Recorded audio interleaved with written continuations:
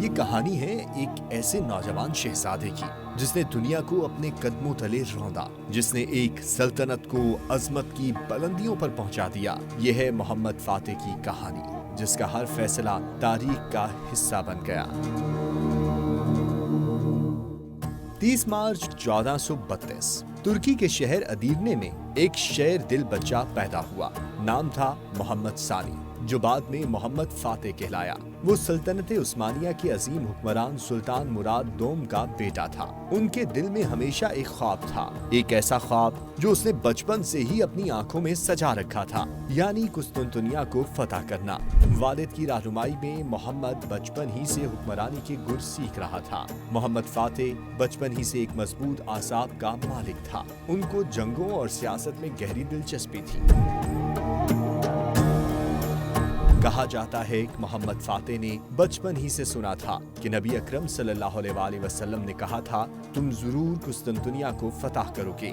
وہ فاتح کیا باکمال ہوگا اور وہ فوج کیا باکمال ہوگی، اور یہ بشارت اس نوجوان کی تقدیر بن چکی تھی۔ پیغمبر اکرم کا یہی وہ فرمان عالی شان تھا کہ جس نے ہر دور میں مسلمان فاتحین کو قسطنطنیہ فتح کرنے کا پروانہ بنائے رکھا، لیکن پے در پے حملوں کا سامنا کرنے کے باوجود بھی اس قدیم شہر کے دروازے کسی مسلمان فاتح پر نہ کھل سکے۔ بازنطینی ریاست کے اس اہم ترین شہر کو 3 صدی عیسوی میں قسطنطین نامی بادشاہ نے اپنا پائے تخت بنایا تھا، جس کے بعد اس کا نام کانسٹینٹینیوپل یا قسطنطنیہ مشہور ہوا۔ قدرتی طور پر یہ شہر مثلث نما ہے اور 2 اطراف سے پانی نے اسے گھیرا ہوا ہے۔ اس شہر کی یہی جغرافیائی حیثیت اسے صدیوں تک بیرونی حملہ آوروں سے محفوظ بناتی رہی۔ سلطنت عثمانیہ کے دور میں بھی ہر سلطان کی یہی خواہش تھی کہ کسی طرح قسطنطنیہ کو فتح کر کے پیغمبر اکرم صلی اللہ علیہ وآلہ وسلم کے اس فرمان پر مہر ثبت کی جائے اور اپنا نام خدا کے چنے گئے بندوں میں لکھوا لیں۔ لیکن یہ فتح صرف محمد فاتح کی ہی نصیب میں تھی۔ کہا جاتا ہے کہ 1443 میں ایک دفعہ قسطنطنیہ کی فصیلوں کے سامنے کھڑے ہو کر سلطان مراد دوم نے اپنے بیٹے محمد سے کہا تھا، یہ شہر کائنات کا دل ہے اور یہ وہ شہر ہے جسے فتح کرنے والا دنیا کا حکمران بنے گا۔ ان دیواروں کو دیکھو جو ہر اس فوج کے راستے کی رکاوٹ بنی ہیں جنہوں نے اس شہر کو فتح کرنے کی کوشش کی۔ نوجوان محمد ثانی نے اپنے والد کی باتیں سن کر ان سے پوچھا تھا کہ بابا، آپ انہیں گرا کیوں نہیں دیتے؟ جب ان کے والد نے جواب دیا کہ ابھی اتنا طاقتور ہتھیار نہیں بنا جو ان کو گرا سکے، تو شہزادے نے پورے اعتماد کے ساتھ کہا تھا کہ والد محترم، میں ان دیواروں کو گراؤں گا اور جب میں سلطان بنوں گا تو قسطنطنیہ کو میں فتح کروں گا۔ 11 سال کی عمر میں محمد فاتح کو ریاست اماسیا کا گورنر مقرر کیا گیا تاکہ وہ حکمرانی کے تجربات حاصل کر سکے، مگر 12 سال کی عمر میں سلطان مراد نے اسے تخت سونپ دیا اور خود عبادت میں مشغول ہو گئے۔ محمد فاتح کی حکمت اور سیاسی سوجھ بوجھ نے سلطنت کو استحکام دیا اور وہ اس کے بعد کی کامیابیوں کے لیے تیار ہو گیا۔ تاہم اس دوران ورنا کی جنگ شروع ہونے کے خدشات بڑھ گئے، تو انہوں نے اپنے والد کو خط لکھا کہ وہ آئیں اور فوج کی کمان سنبھالیں، لیکن سلطان مراد نے انکار کر دیا۔ سلطان محمد نے والد کو ایک اور خط لکھا اور کہا کہ اگر آپ سلطان ہیں تو آئیں اور اپنی فوج کی قیادت سنبھالیں، اور اگر میں سلطان ہوں تو آپ کو حکم دیتا ہوں کہ میری فوج کی قیادت سنبھالیں۔ بس سلطان مراد واپس آئے اور 1444 کے آخر میں ہونے والی جنگ ورنا میں عثمانی افواج کی قیادت کی۔ ستمبر 1446 کو سلطان مراد دوم نے ایک بار پھر خود اقتدار سنبھالا اور بیٹے کو اماسیا بھیج دیا گیا۔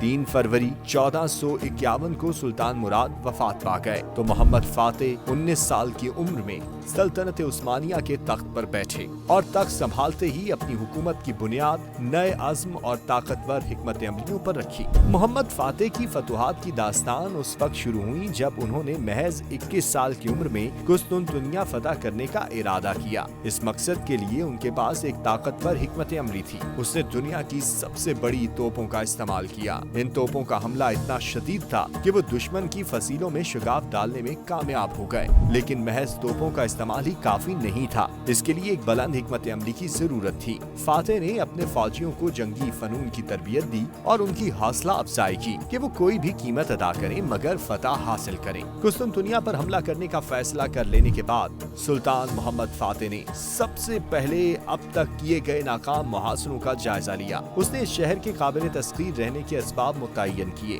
दीगर हरबी तैयारियों के अलावा इस हमले के लिए सुल्तान की अहम इजाद लकड़ी की बुलंद बाला मीनार थे। ये मीनार कुस्तुनतुनिया की फसील की ऊंचाई के बराबर थे और इनके नीचे चलने के लिए पहिए नस्ब थे। इन मीनारों के ऊपर सिपाहियों के बैठने की जगह थी। इन मीनारों का मकसद किले की फसीलें सर करना और खंदक उबूर करना था। 23 मार्च 1453 कुस्तुनतुनिया के मुहासरे का आगाज हुआ जो 2 माह तक जारी रहा। ये सल्तनत उस्मानिया की तरफ से कुस्तुनतुनिया का 11वां मुहासरा था, लेकिन इस बार फातेह की हिकमत अमली और ताकत में वो चीज थी जो इस शहर को फतह करने के लिए जरूरी थी। इस बार उसके पास 150 बहरी जहाजों का बेड़ा मौजूद था, जबकि बड़ी फौज की तादाद 2.5 लाख थी। सुल्तान ने शहर के इर्द गिर्द तोपखाना लगा दिया। ये तोपखाना 70 तोपों पर मुश्तमिल था, जिसकी तोपें 1 मील के फासले तक गोले फेंक सकती थीं। उसने दुश्मन की सप्लाई लाइंस को काट दिया, कुस्तुनतुनिया की तरफ सप्लाई करने वाले रास्तों को बंद किया और इसकी फौज को इंतहाई दबाव में डाला।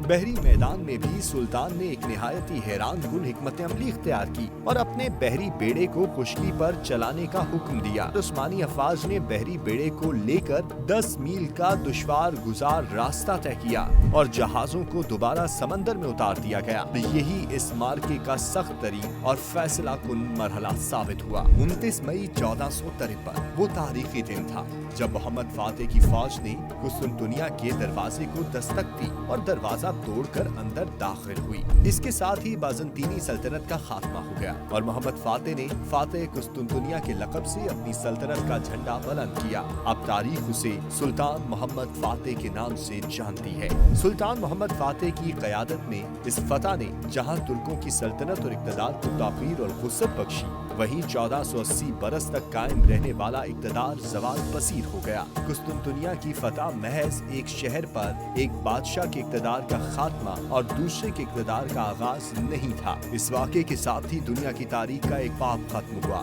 और दूसरे की इब्तिदा हुई। कुस्तुनतुनिया की फतह के बाद मोहम्मद फातेह ने इस शहर का नाम बदलकर इस्तांबुल रख दिया और इस शहर को दोबारा आबाद कर लिया। मोहम्मद फातेह की फतुहात का ये सफर कुस्तुनतुनिया तक महदूद नहीं रहा। इसके बाद उस्मानी सल्तनत ने यूरोप, एशिया और अफ्रीका में अपने कदम जमाने शुरू कर दिए। फातेह की हिकमत अमली ये थी कि वो दुश्मनों को मुख्तलिफ महाजों पर उलझाकर उनकी ताकत को कमजोर करता। सुल्तान मोहम्मद फातेह की हुकूमती पॉलिसियां और हुक्मरानी के अंदाज में कई अहम खूबियां थीं, जिन्होंने सल्तनत उस्मानिया को ताकतवर बनाया। सुल्तान मोहम्मद फातेह ने अपने दौरे हुकूमत में कई इस्लाहात की।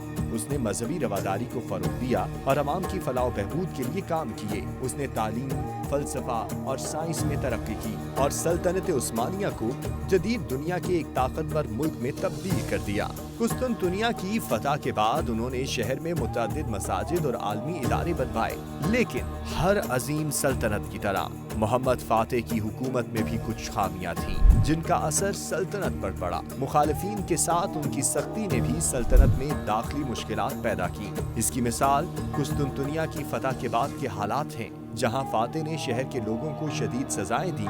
यूं उनके बाद सल्तनत को मरकजियत बरकरार रखने में मुश्किलात पेश आईं और उनकी वफात के बाद उस्मानी सल्तनत में भी ज़वाल का आगाज हुआ।